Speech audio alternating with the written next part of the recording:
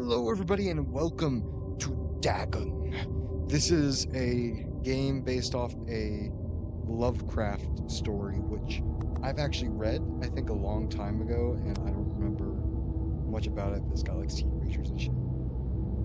Dagon is a faithful interactive horror adaptation of H.P. Lovecraft's work, focused on story and atmosphere.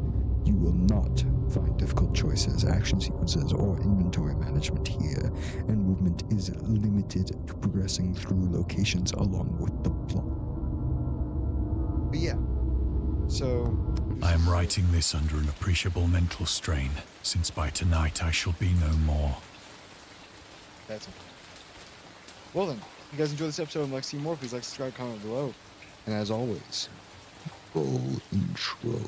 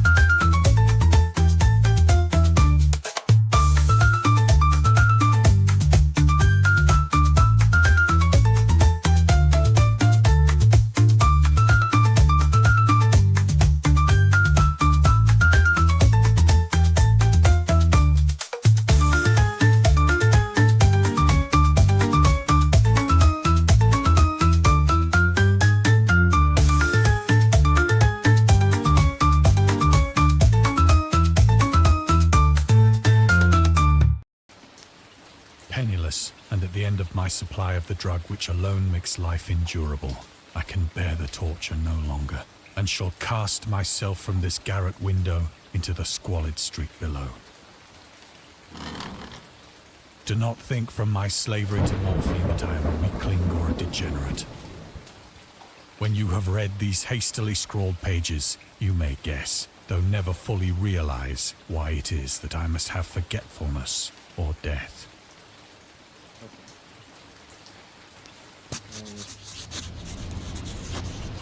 It was in one of the most open and least frequented parts of the broad Pacific that the packet of which I was supercargo fell a victim to the German sea raider.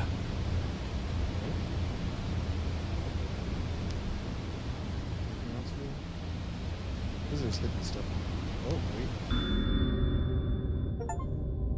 Dagon was written around a month after the United States entered World War I. Lovecraft was actively interested in its cause.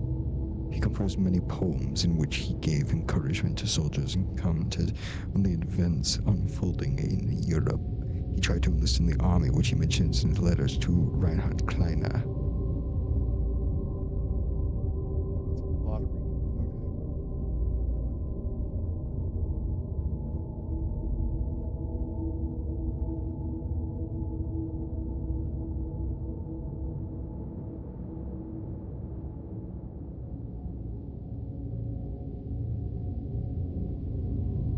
Some time ago, impressed by my entire uselessness in the world, I resolved to attempt to enlist despite my almost invalid condition. I argued that if I chose a regiment soon to depart for France, my sheer nervous force, which is not inconsiderable, might sustain me till a bullet or a piece of shrapnel could more conclusively and effectively dispose of me. Letters to Reinhard Kleiner from H.P. Lovecraft. But even though I passed the physical exam, his mother prevented him from going to the war. She has threatened to go to any lengths, legal or otherwise, if I do not reveal all the ills which unfit me for the army. I am Providence, the life and times of H.P. Lovecraft, S.T. Joshi. That's interesting. Lovecraft was definitely an interesting figure. Next to Shoshiri.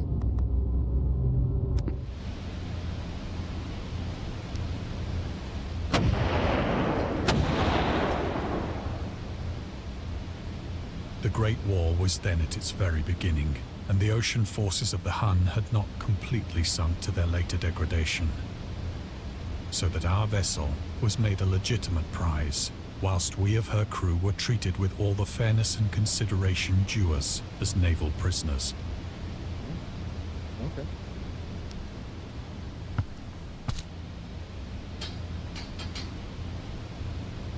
So liberal, indeed, was the discipline of our captors, that 5 days after we were taken, I managed to escape alone in a small boat with water and provisions for a good length of time.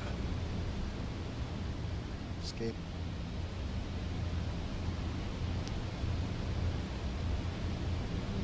Eldritch sign. Cool that we're like written in the stars. Beautiful. When I finally found myself adrift and free, I had but little idea of my surroundings. As an aspiring writer myself, I love. Never a competent navigator, I could only guess vaguely by the sun and stars that I was somewhat south of the equator. Of the longitude, I knew nothing, and no island or coastline was in sight.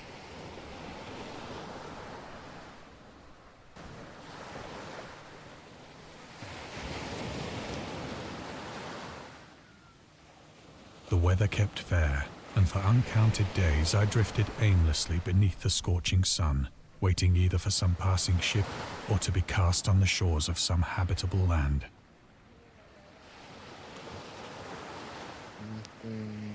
Let's continuing. Eldritch symbol. We're out here for some trivia. But neither ship nor land appeared, and I began to despair in my solitude upon the heaving vastness of unbroken blue. The change happened whilst I slept. Change. Its details I shall never know. Okay, put that back up. My slumber, though troubled and dream-infested, was continuous. What the fuck?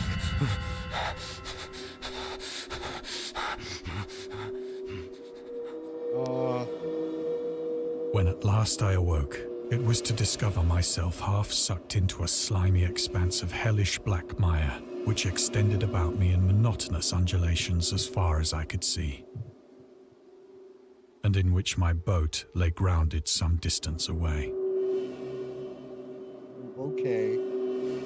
I don't remember the Though story one as might I well wanted. imagine that my first sensation would be of wonder at so prodigious and unexpected a transformation of scenery, I was in reality more horrified than astonished. For there was in the air and in the rotting soil a sinister quality which chilled me to the very core.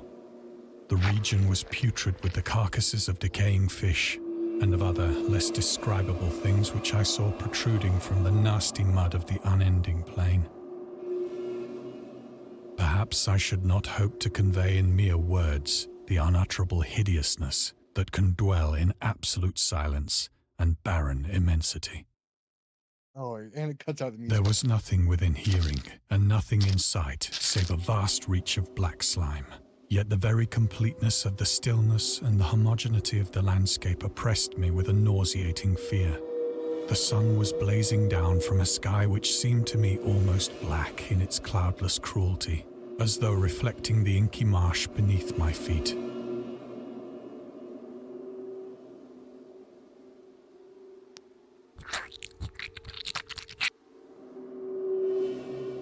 As I crawled into the stranded boat, I realized that only one theory could explain my position.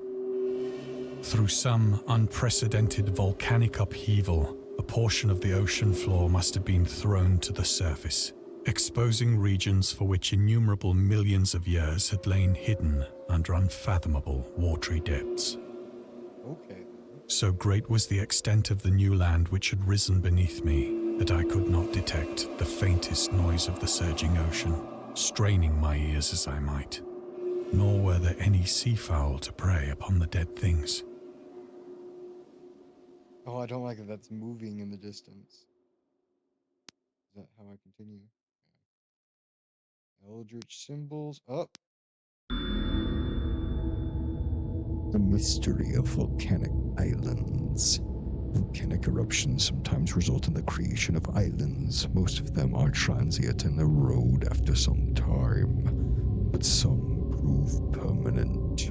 The floating pumice, porous rock created when superheated pressurized rock is ejected from a volcano, can move across long distances and transport barnacles and macroalgae that cling to it. In 2001, rafts of pumice islands were created during the eruption of a volcano near Tonga, Polynesia. Eventually reached out to Australia. Okay, so that's interesting. Oh, fish. For several hours I sat thinking or brooding in the boat, which lay upon its side and afforded a slight shade as the sun moved across the heavens.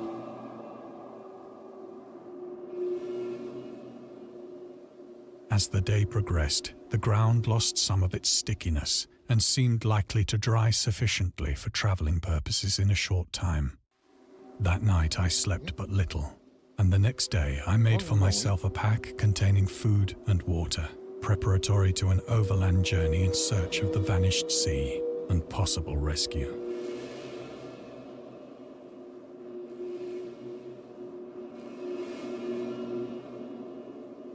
Oh, okay. Trivia. No. On the third morning, I found the soil dry enough to walk upon with ease. Sorry, guys.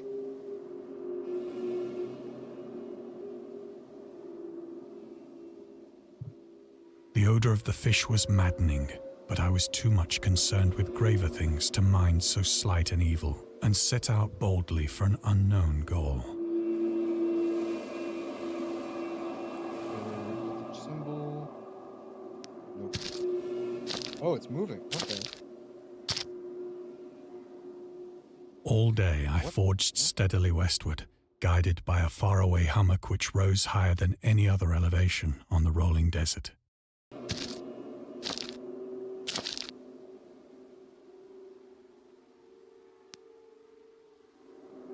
Is that a whale? Oh. What is this shit? It's like a giant spider leg. I don't like it when there's tentacles behind this one. See if we can maybe... That night, I encamped, and on the following day still travelled toward the hummock, though that object seemed scarcely nearer than when I had first espied it.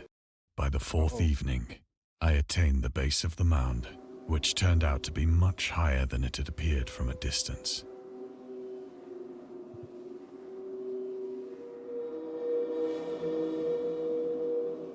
An intervening valley setting it out in sharper relief from the general surface.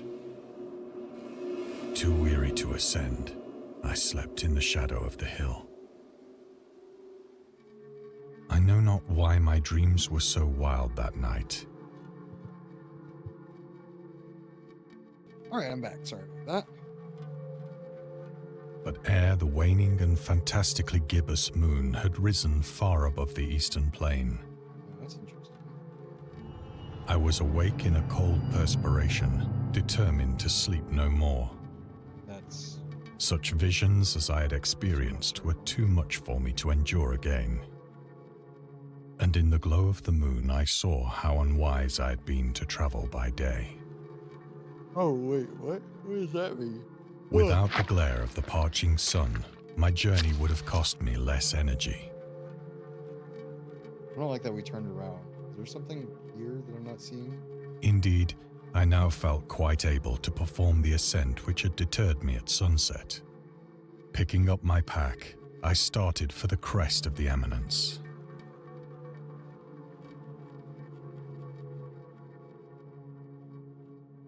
Oh. Aha, gotcha. Contrary to popular opinion, Lovecraft was not an ever-frowning, eccentric, grumpy loner. He considered himself to be a person who appreciated humor. Moreover, he would often meet with friends in his apartment or at various cafes in Brooklyn and Manhattan. At times, his social life was so intensive his work would suffer for long months. There was a point when he finally decided he needed to put an end to daily meetings and loitering at New York cafeterias and resorted to hiding at home and reading with the main room light turned off, pretending he wasn't there whenever a friend knocked on the door. He also had another method of deterring his guests, which involved greeting them in a bathrobe with an unmade bed visible in the background and piles of paper scattered across the floor. Okay, then. That is very interesting. I didn't know that about him. All right. I have said that the unbroken monotony of the rolling plain was a source of vague horror to me. But I think my horror was greater when I gained the summit of the mound and looked down the other side into an immeasurable pit or canyon, whose black recesses the moon had not yet soared high enough to illumine. I felt myself on the edge of the world, peering over the rim into a fathomless chaos of eternal night. Through my terror ran curious reminiscences of Paradise Lost, and of Satan's hideous climb through the unfashioned realms of darkness. Oh, the lights. As the moon climbed higher in the sky, I began to see that the slopes of the valley were not quite so perpendicular as I had imagined. That's interesting. Ledges and outcroppings of rock afforded fairly easy footholds for a descent, whilst after a drop of only a few hundred feet, the declivity became very gradual. Oh, come on. You gotta be a special kind of stupid to want to go down here. Urged on by an impulse which I cannot definitely analyze, I scrambled with difficulty down the rocks and stood on the gentler slope beneath, gazing into the Stygian deeps where no light had yet penetrated. All at once, my attention was captured by a vast and singular object on the opposite slope, which rose steeply about 100 yards ahead of me. An object that gleamed whitely in the newly bestowed rays of the ascending moon. Oh.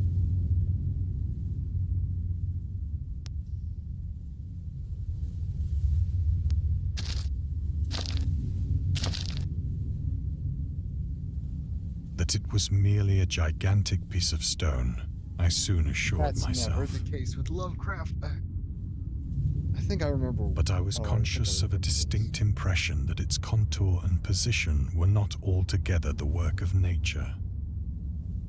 A closer scrutiny filled me with sensations I cannot express. Sorry, I don't know why I'm yawning so much. Symbol anywhere? Nope. For despite its enormous magnitude and its position in an abyss which had yawned at the bottom of the sea since the world was young, I perceived beyond a doubt that the strange object was a well-shaped monolith, whose massive bulk had known the workmanship and perhaps the worship of living and thinking creatures.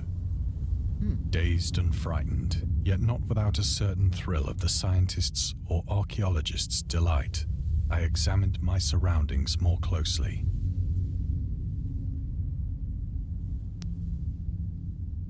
I feel like anytime it's like examine your surroundings and shit, there's a Lovecraftian symbol. I guess not this time.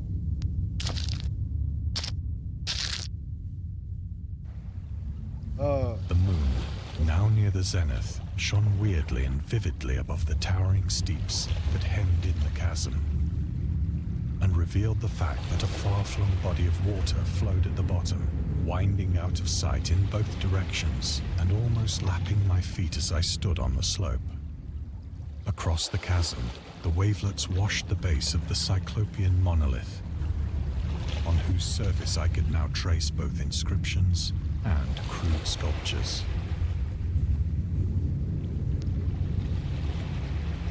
The writing was in a system of hieroglyphics unknown to me, and unlike anything I'd ever seen in books. Jeez. Consisting for the most part of conventionalized aquatic symbols such as fishes, eels, octopi, crustaceans, mollusks, whales, and the like. Several characters obviously represented marine things which are unknown to the modern world, but whose decomposing forms I had observed on the ocean-risen plain. It was the pictorial carving, however, that did most to hold me spellbound.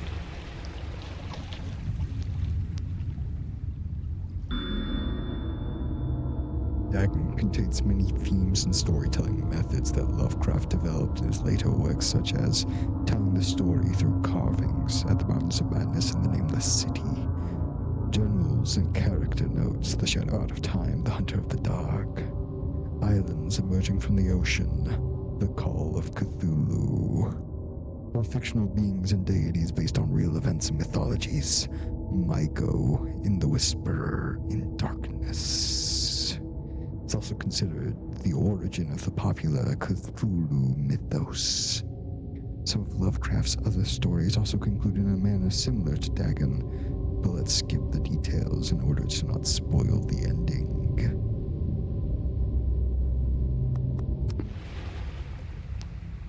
Plainly visible across the intervening water on account of their enormous size were an array of bas-reliefs whose subjects would have excited the envy of a Doré.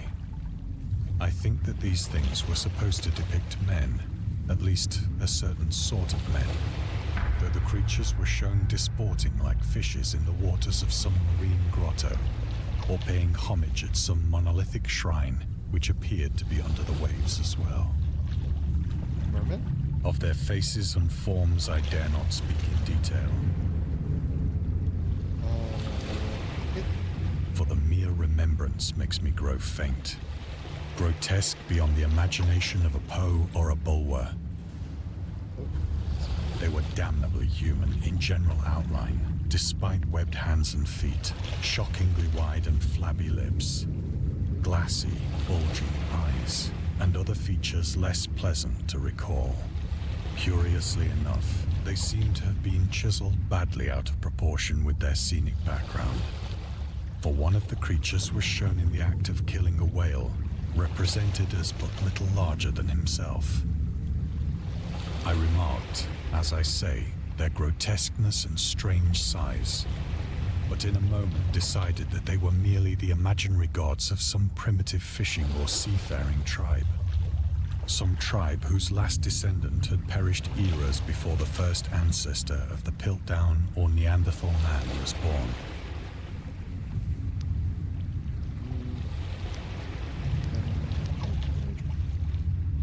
Awestruck at this unexpected glimpse into a past beyond the conception of the most daring anthropologist, I stood musing whilst the moon cast queer reflections on the silent channel before me.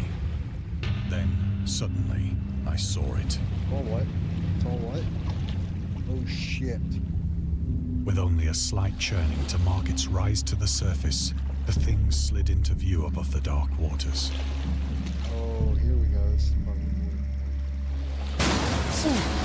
Why did that scare me? Loathsome, it darted like a stupendous monster of nightmares to the monolith, about which it flung its gigantic scaly arms, the while it bowed its hideous head and gave vent to certain measured sounds. I think I went mad then. Of my frantic ascent of the sloping cliff, and of my delirious journey back to the stranded boat, I remember little.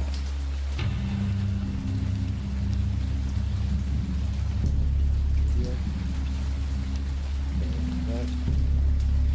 I'm not gonna lie, that should not have made me jump. I believe I sang a great deal and laughed oddly when I was unable to sing.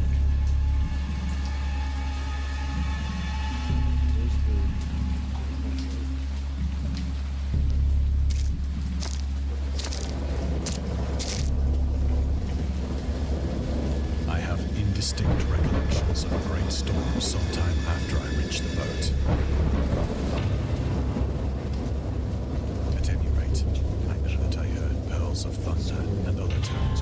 nature utters only in her wildest moods.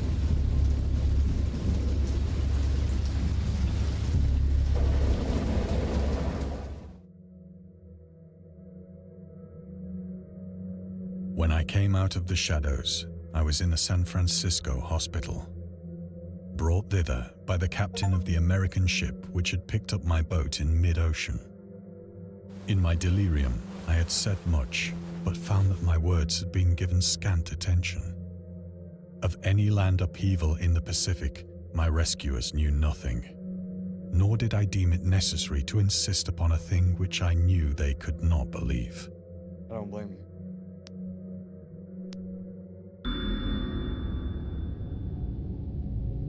Lovecraft considered himself an atheist, an absolute materialist, which he attributed partly to his early childhood interest in astronomy and science in general. In his own words, "I am indeed an absolute materialist so far as actual belief goes, with not a shred or credence in any form of supernaturalism, religion, spiritualism, transcendentalism, metempsychosis, or immortality. All I say is that I think it is damned unlikely that anything like a central cosmic will, a spirit of world, or an eternal survival of personality exists.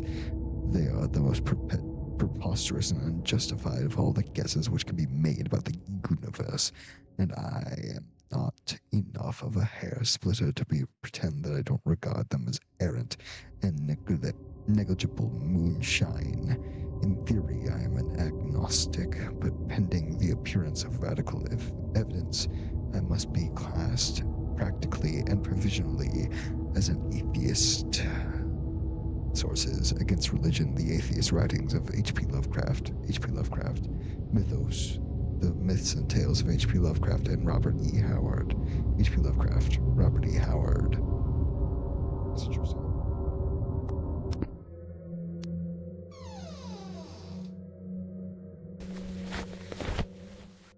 Once I sought out a celebrated ethnologist and amused him with peculiar questions regarding the ancient Philistine legend of Dagon, the fish god.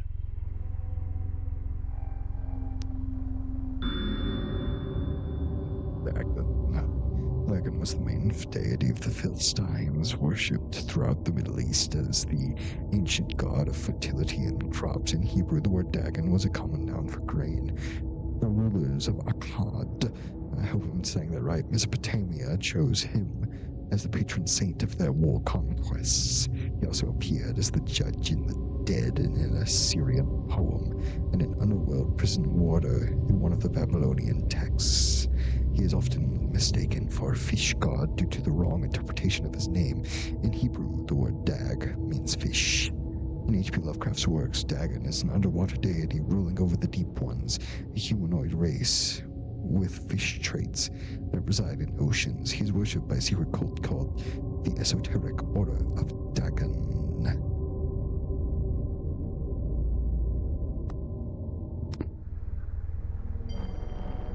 Why do I get the feeling that something bad's about to happen?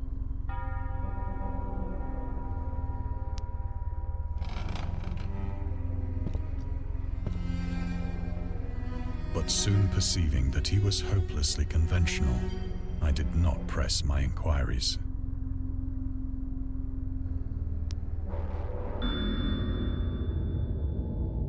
August Derleth and the Cthulhu Mythos. August Derleth was an American writer and an anthologist. He was also befriended Lovecraft and published many of his works through his company Arkham House. Although he greatly contributed to the popularism of the author's works, after his death he is surrounded by numerous controversies. One of his most questionable decisions involved introducing the good versus evil doctrine. Derleth was a devout Catholic. To the Cthulhu mythos, which contrasted with Lovecraft's view of the world and his approach to cosmic horror. As a result, the author's works are often misunderstood and misrepresented in today's culture. It is also worth noting that Lovecraft was never really interested in creating a mythology, and the term Cthulhu mythos was coined by Derleth after the author left the mortal plane. That's interesting. Okay, so Lovecraft never started the myth. That's interesting considering that's what he's most known for. The marketer. Lovecraft's attempts to find a job in 1925 were influenced by advice he received from friends. Among others, he started freelancing for a marketing magazine where he would write announcements and commercials. Feel free to judge his copywriting skills for yourself. For an ad for Curtis' workbook, Curtis' workbook embraces both the usual structural units and the cleverest contrivances of built-in or permanent furniture, such as bookcases, dressers, buffets, and cupboards. Every model is conceived and created with the purest art, ripest scholarship, and most craftsmanship which energetic enterprise can command, and made to conform rigidly with the architecture of each particular type of home. The cost, considering quality, is amazingly low, and a trademark on the individual pieces prevents any substitution by careless contractors. Source: Lovecraft Studies, Volume 7, Number 1, H.P. Lovecraft, S.T. Joshi. Hey, this is really interesting. What do I do now? Oh, okay. Guess it's clock time.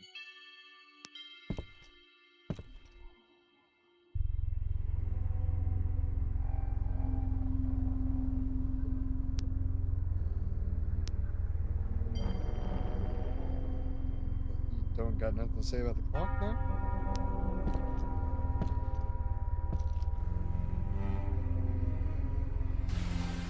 It is at night, This is especially when the moon is gibbous and waning, that I see the thing.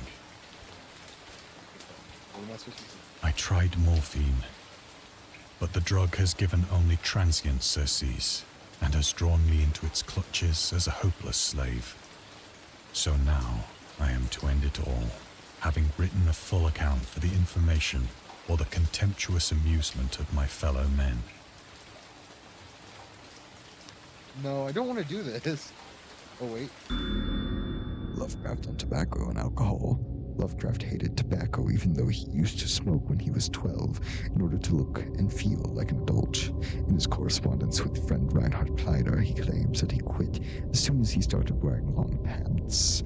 He also had a very strong opinion about alcohol, as evidence to his letter to Celia Brown dated 13th February 1928.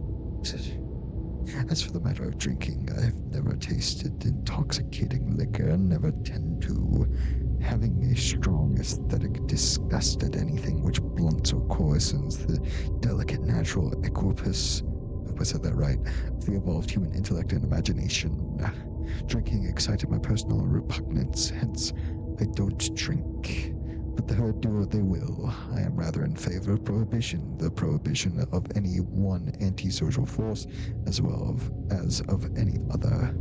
Source: The Spirit of Revision, Lovecraft Letters to Celia Brown, Reed Bishop, H.P. Lovecraft, is Sean Branny, and Andrew Lehman, S.T. Joshi. S.T. Joshi. I guess I gotta do it. Often, I ask myself if it could not all have been a pure phantasm. A mere freak of fever as I lay sun-stricken and raving in the open boat after my escape from the German man-of-war. This I ask myself, but ever does there come before me a hideously vivid vision in reply. I cannot think of the deep sea without shuddering at the nameless things that may at this very moment be crawling and floundering on its slimy bed, worshipping their ancient stone idols and carving their own detestable likenesses on submarine obelisks of water-soaked granite. I dream of a day when they may rise above the billows to drag down into their reeking talons the remnants of puny, war-exhausted mankind. Of a day when the land shall sink and the dark ocean shall ascend amidst universal pandemonium. Holy shit. Chills. That is... Oh.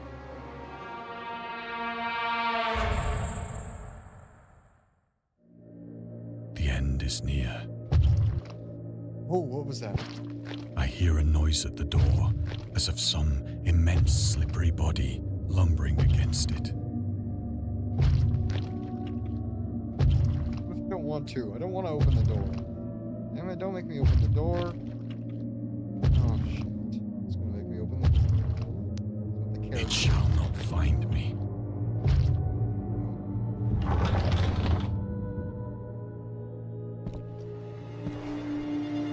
God, that hand! Run, bitch! The window! The window! Run, run.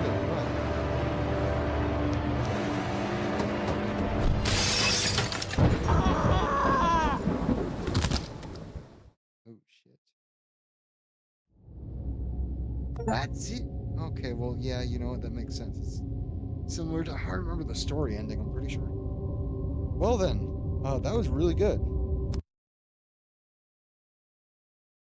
If you guys enjoyed this episode and like to see more, there are other Lovecraft story like experiences like this. I just figured we'd start with Dagon because it's free and it's like a classic story of his. If you guys want to see more, please like, subscribe, comment below, and I will see you all in the next episode.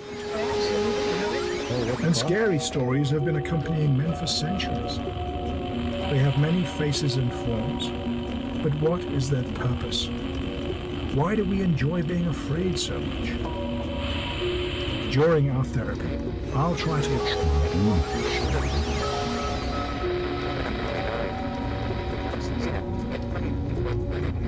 I think that's their next game. I didn't see what that said. Hungry for more, following which will start upcoming collection of horror stories.